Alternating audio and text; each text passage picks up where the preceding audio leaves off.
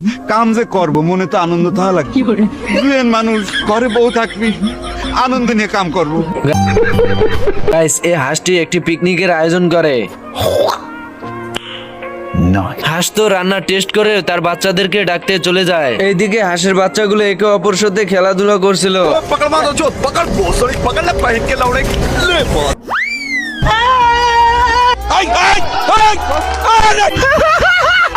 এদিকে হাঁস বলতে থাকে, হাঁসের বাচ্চাগুলো খাবারের কথা শুনে একে অপরের সাথে ধাক্কাধাক্কি করে খাবার খেতে চলে যায়। কোনো নেতা মেতার মারাও হুন্দাই নাই।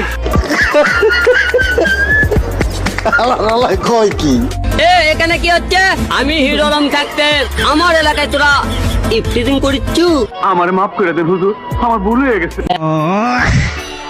বাচ্চা হাঁসটির গায়ে অনেক কাদা থাকায় বড় হাঁসটি রেগে গিয়ে বলতে থাকে।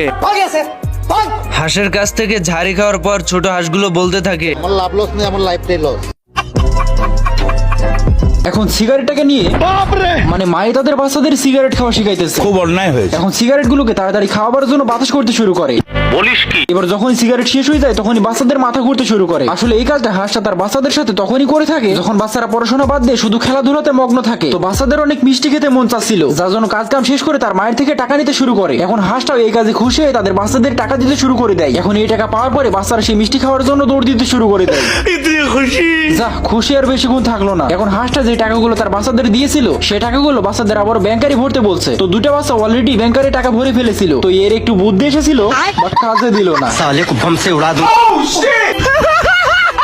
এখন হাঁসটা দরজাটাকে বন্ধ করে সেই ব্যাংকারটাকে তুলে রাখতে যায়। এবার হাঁসটা যখন ঘুমাতে যায় তখন বাচ্চারা সেই ব্যাংকারটাকে আবারও চুরি করতে চলে আসে। ব্যাংকার নিয়ে কোথায় যাচ্ছে সেটা দেখার জন্য হাঁসটা পিছু করতে শুরু করে। নেক্সট পার্ট দেখতে চাইলে কমেন্টে পার্ট 2 লিখে যাবেন। আমার চ্যাটার মাল।